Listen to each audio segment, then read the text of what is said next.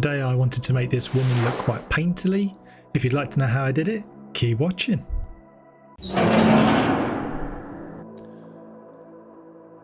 So here we are, and what I do here is I make a duplicate and just scale it up so I've got the composition just right.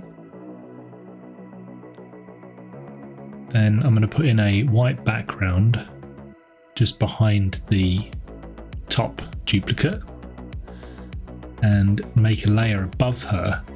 So the plan is to just sketch her out as well as I possibly can.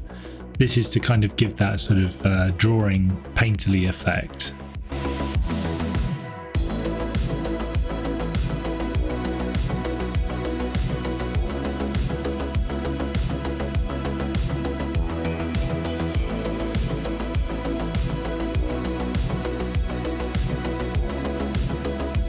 So sometimes I do like to get this sort of effect on some of the drawings that I do, especially when I'm trying to just do something nice and simple. It's just nice to be able to just focus on something a little bit easy, which has got such strong features.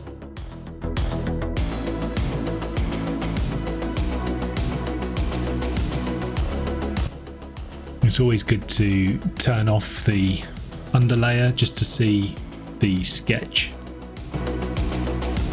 I really like this. I like the arrow behind it.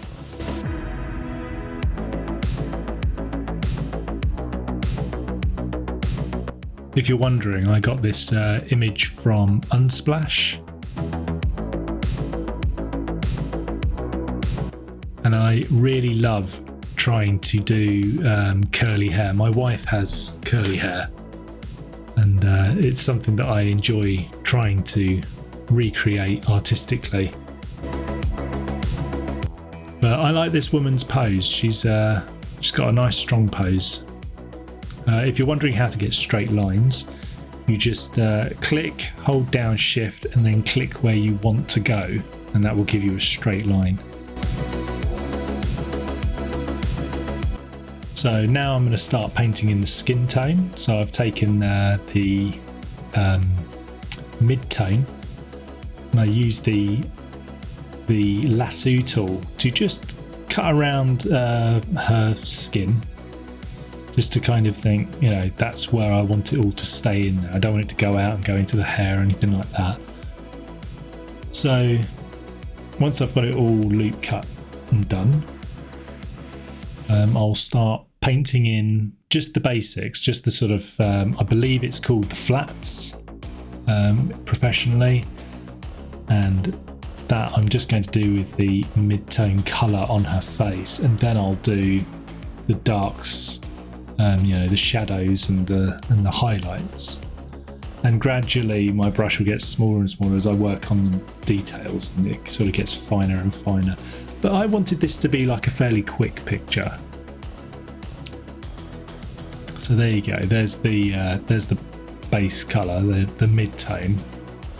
So the mid-tone is the colour between everything else. So it's the most common colour. That's what I tend to use as my base colour. So I get all these down, and then you can get the blender brush or the mixer brush, and you can start blending in your darks and your highlights once you've got them all down.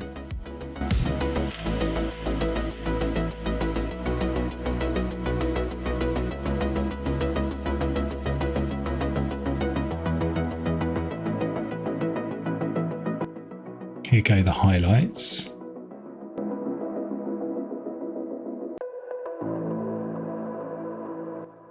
If you're enjoying this video, don't forget to like and subscribe as well.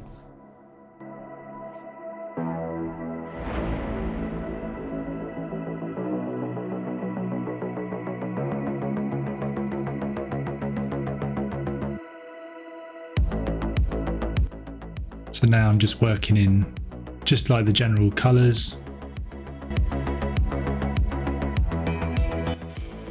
So what I'll do is I'll turn off my sketch layer and all that sort of stuff. So I've got my colour layer underneath my sketch layer, And then underneath that I've got my duplicate, and then at the very bottom I've got my backup. So what I do is I keep going back and forth and just grabbing the colours from this woman's face. So here I'm using the loop, sorry, I keep calling it a loop tool, it's a lasso tool. And I keep using the lasso tool just to capture the areas that I want to paint, so it's not going to go out of its bounds.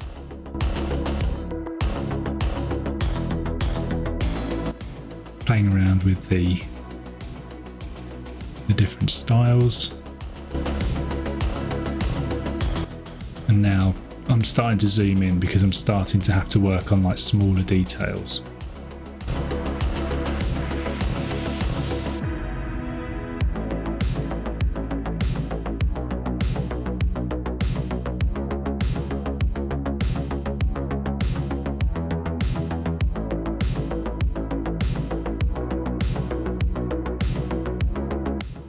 So let me know if there's anything in particular that you'd like me to do, or if you've got any comments about the channel and how I can improve it and things like that. I'm open to suggestions.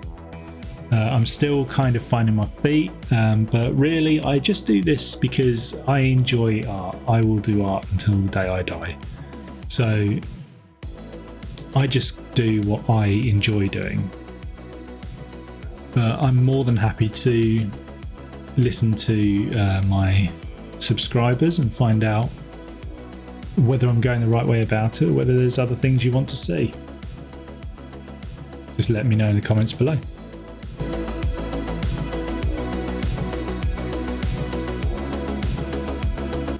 And yes, this was kind of tedious, having to cut her hair out a little bit, but that's all part of it. That's all part of the fun, is doing it and putting in the effort.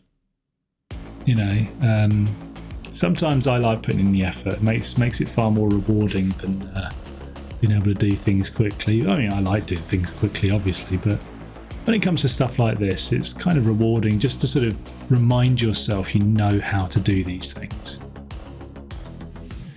So at the moment, I'm quite pleased with how she's turned out, and I don't know, probably in hindsight, I think that I could have potentially just left her with white hair and white eyebrows. That might have looked quite striking. Maybe next time. Let me know what you think in the comments.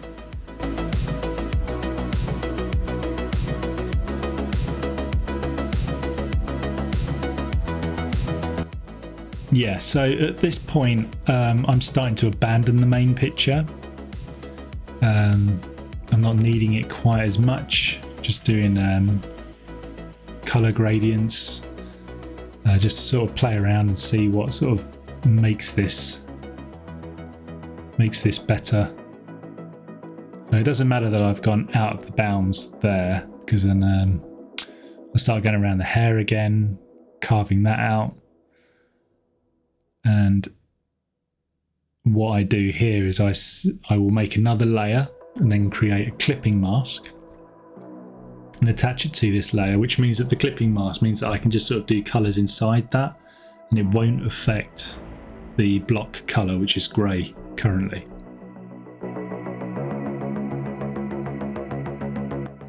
But you should try this. This is a fun way of producing some art. You get to just sort of play. It's very straightforward, very easy. So there's the clipping mask I'm using.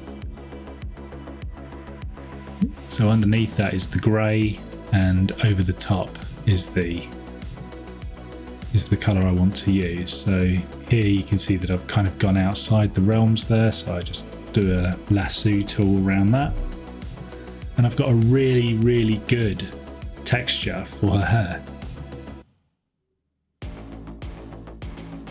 So yeah, like I said, it's definitely worth a try.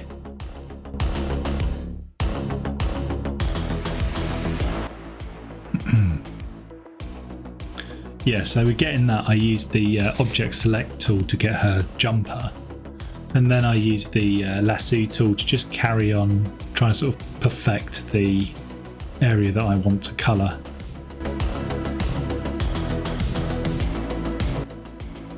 These parts here I'm doing because they're going to be shadows, so I'm going to use a darker tone to make it look like shadow. And here's the finished article.